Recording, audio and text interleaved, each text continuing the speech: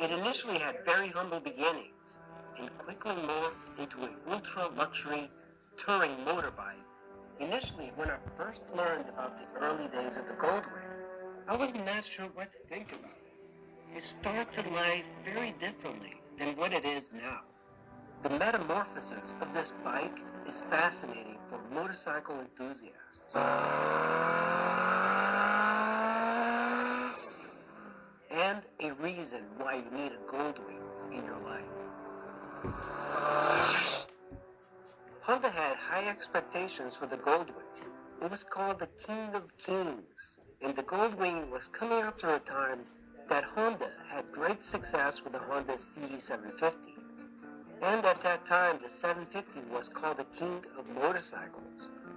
While the CD750 was Honda's flagship, Honda wanted to reach a new market, and the American market was much more focused on touring at the time. Think of the Goldwing as the accurate version of Honda, with all the new refinements and luxury that was possible to achieve in a bike for its current year. The concept for the Goldwing began in 1972. Honda had just released the CD750 in 1969, and it was incredibly popular. When we think of superbikes, we think of Ducati Panigalis, Honda RC51s, but the 750 was the first real-world superbike. Sales were booming until Kawasaki unveiled the Z1 900cc superbike. In 1972, the Kawasaki became the it bike to get, and the CD750 quickly became overshadowed. Instead of competing with the Z1 directly, Honda wanted to go in a different direction. The prototype for the Honda Goldwing began in 1972, and it began as the M1. The M1 was never meant to go into production. It was mainly a prototype, so Akito Iramajiri was put in charge of its design. They combined popular ideas from bikes such as the BMW and Moto Guzzi. The engine of the M1 was a 1470cc horizontally opposed engine and was coupled with a shaft drive. The M1 had 80 horsepower at 6,700 RPM and a top speed of 140 miles per hour. The code name for the M1 at the time was the King of Motorcycles, or the King of Kings. The M1 was an exercise in engineering. Honda was quoted, "The M1 was built to find out what was possible." Mr. Honda's main concern was that most people do not go over 750cc's threshold of displacement. Here comes the Project 371. Lead designer Toshio Nozui had worked on a team on the Honda CB750 Superbike. He designed the engine as a flat 4-cylinder engine that produced 1,000 cc's and made 80 horsepower, but at 7,500 RPM instead of 67 RPM for the M1. It produced 63 pounds of torque at 5,500 RPM. It also had 5 gears and a shaft drive. The shaft drive eliminated that weird twisting effect that BMW and Moto Guzzi had. The bike was the precursor to the first production Goldwing. In the 1970s, it was an important period for the United States. The innovation of the floppy disk, it saw the launch of Microsoft, the Sony Walkman, and the VCR. In 1974, Nixon resigned over the Watergate scandal. In 1975, we saw a catalytic converters that were first introduced. The most popular movie was One Flew Over the Cuckoo's Nest. It was an era of great technological and scientific advances. It was an exciting time for Honda. Honda was very successful in making small displacement engines, like the Cub. The CB750 was a great success, but Honda needed a new bike aimed at a different market, the touring market, and specifically the American touring market. At that time, the market segment was owned by BMW, Harley-Davidson, and Moto Guzzi. When Honda released the first Goldwing in 1975, it knocked the competitors off their feet. The new GL1000 crushed the competition with reliability and smoothness. that even now the Goldwing is known for. Back in 1975, touring was loud, with the rumbling of the V-twin ape-hangers and large deflectors. But the GL was the opposite. It was a classy, smooth, and quiet bike with a flat 4 engine and it made 80 horsepower and 63 pounds of torque. All of a sudden, there was another class of touring. With the Honda smoothness came competition from Moto Guzzi, which made another version of their V7 Cruiser. Yamaha even had Adventure Royale, eventually to compete with the Goldwing. Kawasaki had to make the Concours line of bikes, and others followed suit. But the Goldwing was still the king of kings. The GL1000. It does not resemble the Goldwings of today. Honda even designed the Goldwing logo to resemble the Honda logo, with the Honda wings being symmetrical on both sides. This tells you how much Honda wanted to make this bike be their flagship. The GL stood for grand luxury, and with this bike you could tell Honda meant it. The GL1000 was fitted with the same engine and transmission that were developed in the Project 371. It had a full duplex cradle frame with a fuel tank mounted beneath the seat. The top of the tank was a glove box and housed the gas tank filler and other various electronics and even a kickstart lever. Kickstarting was possible on the first GL1000. The engine and the gas tank being so low, this made the bike very easy to ride. Honda continues this tradition in keeping the center of gravity low on their bikes even today. This bike weighed in at 650 pounds wet, and they needed the weight as low as possible to be manageable.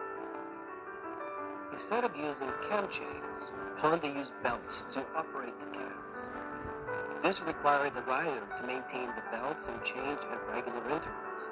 In Honda tradition, Honda made the Honda easy to service with belts by removing the front cover of the engine. The main competition at the time in 1975 were the Harley-Davidson Electro Glide, the BMW R90, and the Moto Guzzi 850T, Kawasaki Z1. But the Goldwing was much more sophisticated, calmer throughout the rev range. Honda seemed to look at the competitors instead of going after beating their performance for the consumer market. They tend to refine and make bikes more sophisticated for a real-world application. In 1975, Cycle World referred to the Goldwing as a Honda 1000cc gentleman's choice. The name Goldwing was not yet known to riders. Not even magazines could predict the paramount importance the Goldwing was to become. Why was the GL1000 a naked bike? If Honda wanted to compete with the touring market, why not provide a windscreen and saddlebags? Honda never offered saddlebags, fairing, or even a windshield in their promos, but yet marketed it as a touring machine. Then came in Craig Vetter and his famous Windjammer fairing. It's difficult to think of a naked Goldwing, but it was only in the 80s that we saw a first stock full-fare Goldwing, which was the GL1100 Interstate. But the 70s Goldwing were a godsend to aftermarket manufacturers. The Goldwing was essentially a touring bike without any touring gear. Craig Vetter and his Vetter Windjammer became incredibly popular. Aftermarket boomed for the Goldwing. Cedric Shimo, vice president of Honda International, had called Vetter in 1974 to discuss the manufacturing of a new Honda-designed fairing. They flew him to Honda's Suzuka assembly plant and showed him their fairing. It resembled the Vetter fairing, but smaller. In 1975, Honda delivered 3 production GL1000s to Illinois, and for the next year, Vetter went to work producing the Windjammer for the GL1000. Honda engineers came in from Honda regularly. and Vetter remarked that they were very competent and realized the reason why Honda had such a great reputation. Vetter produced the Windjammer 3 according to his own specs with Honda's permission. Vetter initially told Honda it was a mistake to make a small fairing for the American market, but Honda insisted. But in 1977, there was a fire at the Vetter factory, and that destroyed the Honda line molds. Vetter considered this a minor setback. Honda dropped the project. Only 50 Honda line fairings were made, and only one went to Japan. Throughout the GL1000 line, improvements were made. In 1977, a limited version of the GL1000 was made. 1979, it saw a new replacement, the GL1100, which was the first bike made in the United States, in Marysville, Ohio. It was an American-made motorcycle for an American audience. The bike was still manufactured in Japan, but assembled in Ohio. In 1977, the Goldwing Road Riders Association was formed in Phoenix, Arizona. Many don't realize the importance of the GL1000. It was a new touring bike with a new engine configuration. Liquid cooling, dual disc brakes, a hidden fuel tank, and a kickstart backup. And it was optimized for torque and not high horsepower. Honda also wanted to put in fuel injection, but dropped it because of possible road repairs. An automatic transmission was also rejected due to the size and weight. The GL1000 was Honda's ultimate masterpiece of engineering, but its potential was not going to be realized for some time. First-year sales were a disappointing 5,000 units. The GL1000 has a special place in Goldwing history as the first Goldwing and a very unique Goldwing being born into the world naked. The GL1100.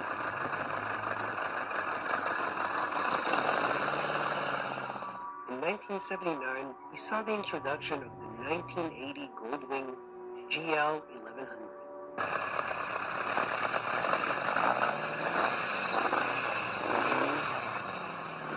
Displacement increased from 999 to 1085, but only saw one additional horsepower.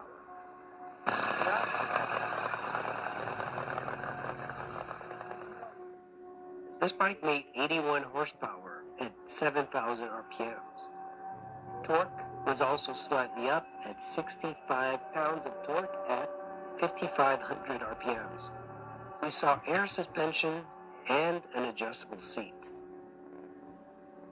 This GL1100 was also more efficient than the GL1000 and saw better MPG throughout the cruising speeds due to the transmission gears ratios being shortened to keep it in the most efficient range. It was produced at the new $50 million Marysville plant. The engines were still shipped from Japan to Ohio for assembly. In 1980, Honda introduced the Goldwing Interstate. This was the first full-faired Goldwing, stock from Honda. No more Vetter fairings in these models.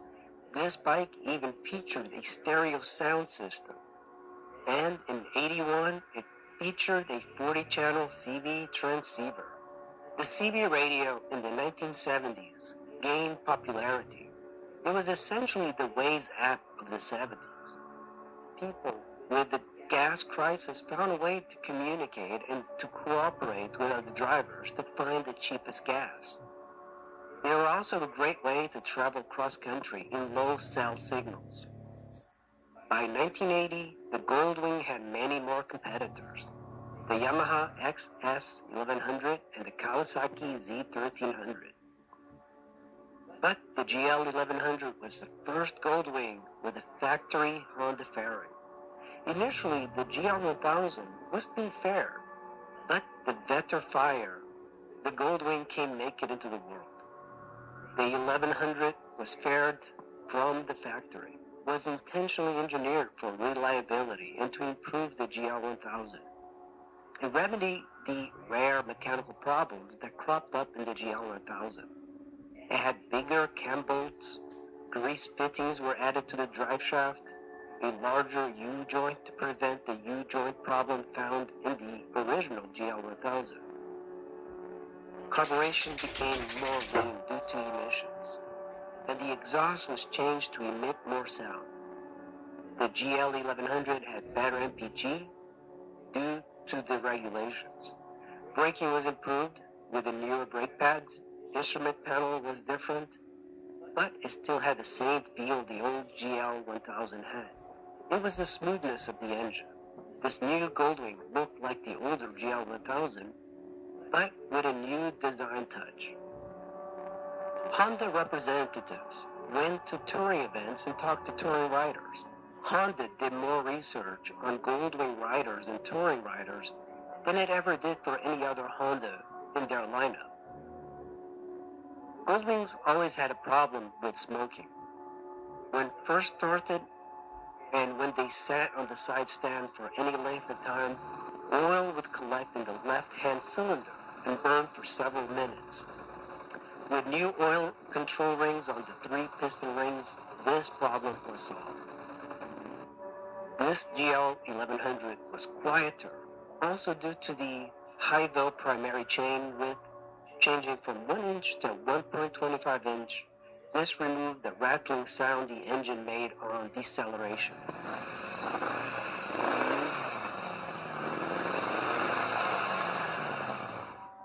At 60 miles an hour, the engine of the GL1100 was at 3722,000 RPM, while the GL1000 turned 3551 RPM.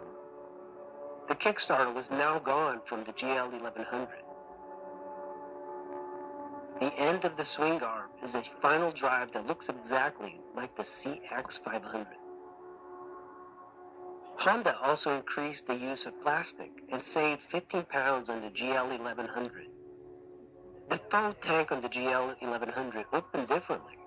The GL1000 opened sideways, but now with the plastic tank on the GL1100, it had 2 large doors on the top. Suspension was also different for the GL1000. Honda answered the woes of the original suspension on the GL1000 with air suspension. The rider could now reduce pressure for a softer ride or add air when he wanted to carry a larger load. Honda released the GL1100 Interstate, and it resembled a little bit of the BMW RT fairing. It came with integrated turn signals, full radio, speakers. It was quite a solid feel. While the better fairings required hose clamps to mount, this new Interstate fairing was a very solid feeling fairing. At the time, the longest service interval in any motorcycle was for the GL1100 at 7,500 miles. With the addition of the Interstate model came the GL1100 Aspencade. The Aspencade was the next level luxury for a full dress tourer. Larger seat, 2-tone paint, and much more storage, and all the options from the Interstate. The 3 brakes were internally ventilated. This also meant that the weight was now 702 pounds. It also featured a digital LCD instrument panel and more comfort to the rider and passenger.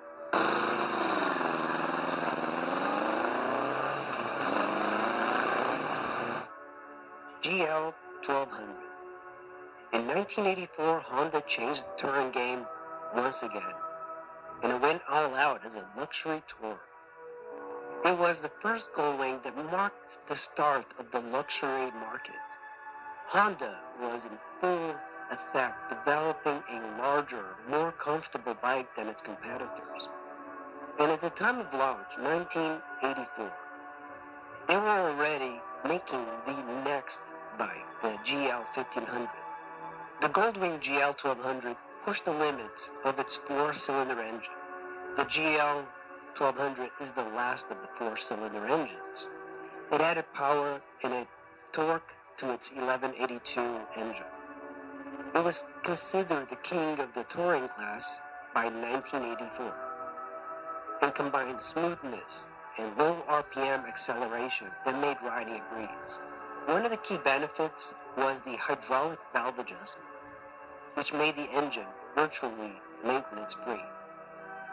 Chassis improvements made the GL1200 agile and comfort improved. The GL1200 also had a special metallic gold paint.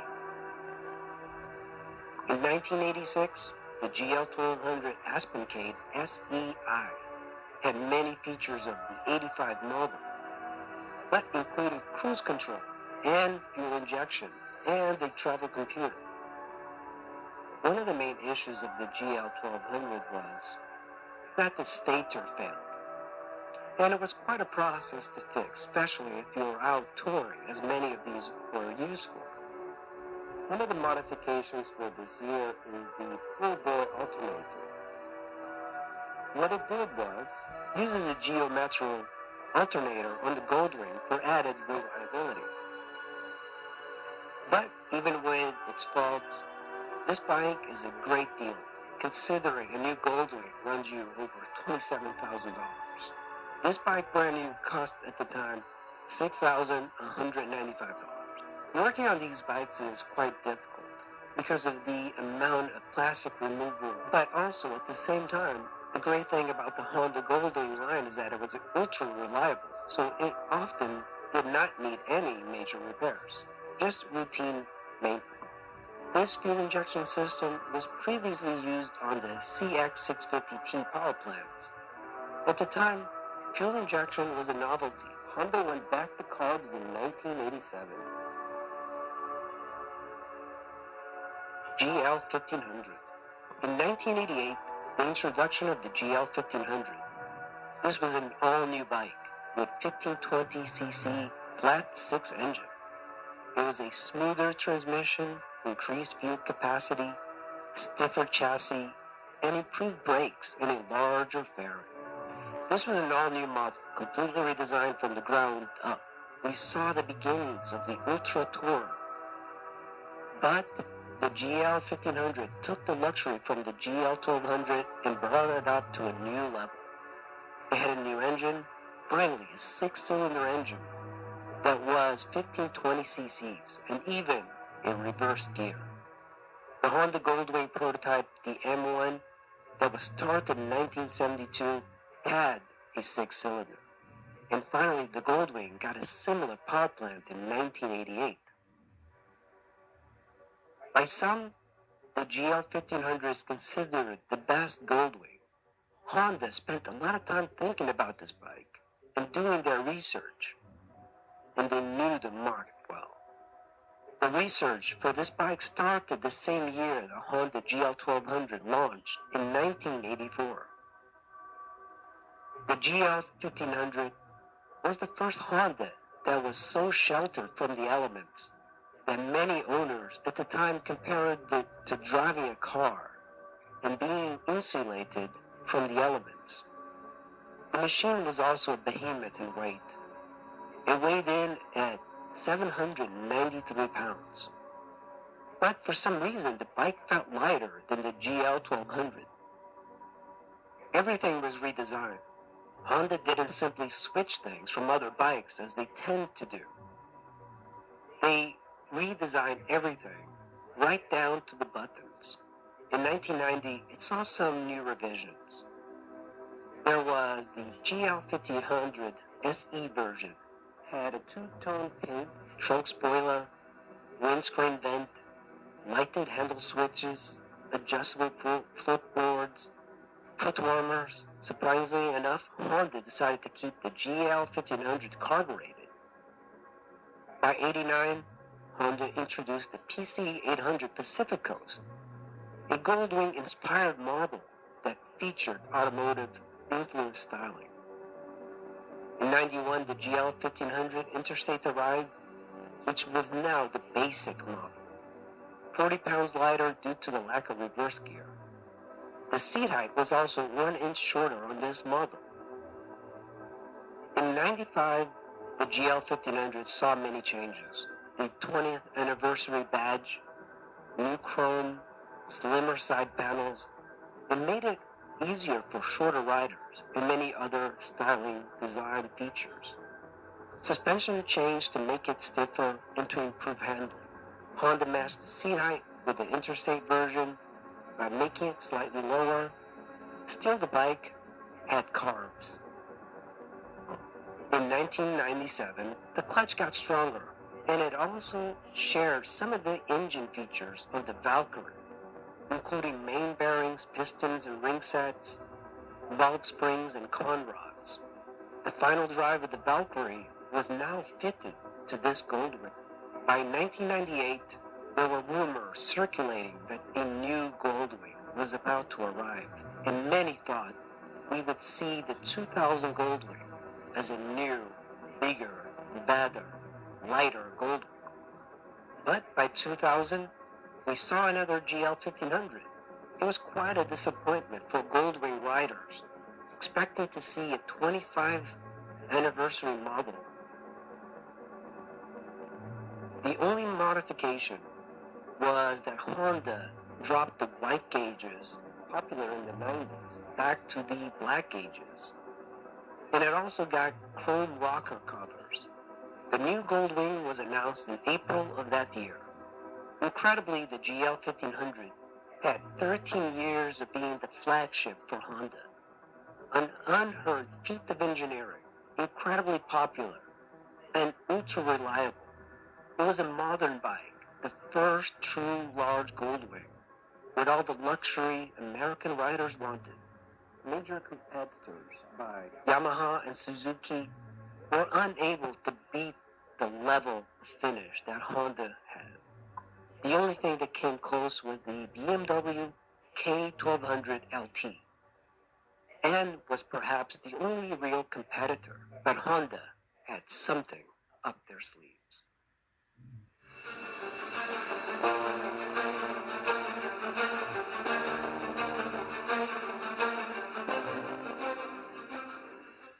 The GL 1800 came in 2001. This was a long-awaited Goldwing. The GL 1500 had dominated for 13 years. Performance and touring. But it was getting larger and, more importantly, heavier. If Honda was to redesign a larger engine, it needed to, at the very least, keep the weight the same. So Honda built an aluminum frame that alone saved 25 pounds. And it also had a big bump of displacement from 1500 to 1800. This new power plant was 1832 cc's and made 118 horsepower and 125 pounds of torque. And at the same time managed to be lighter than the 1500. In total, the 1800 was 40 pounds less.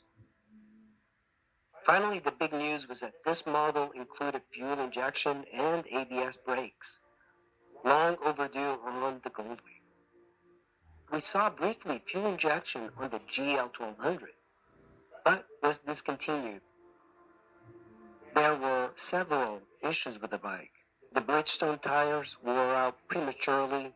It had an overheating issue that affected some GL 1800s, and a recall to repair the lowest cross member of the frame. The GL 1800 was one of the most recalled motorcycles in Honda history. In 2005 came the 30th anniversary Goldwing. The GL 1800 frame was strengthened in the lower cross member area, and new colors were added. Overall, the GL 1800 was a better sport touring machine than the GL 1500. It handled better than the 1500 with more stability at speed and near sport bike-like handling prowess.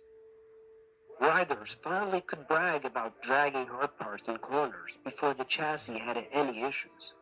The aluminum frame was sturdy and stiff and provided much more feedback. In 2006, and later models came with an optional airbag. In total, the GL 1800 weighed in at 898 pounds and got 40 miles to the gallon. While the 1500 is considered a true touring bike, with soft, easy suspension, just meant to eat up those highway miles, the 1800 became much more focused on sport touring. The earlier 1500 was brilliant, and it was hard to figure out how Honda was going to best this bike. But the GL 1800 was a clear-cut winner, and it upped the game. It was lighter, handled better than the 1500, and owners loved their GL 1500s. But many, after riding the 1800, realized that it was simply a better bike. And also, the 1800 attracted a younger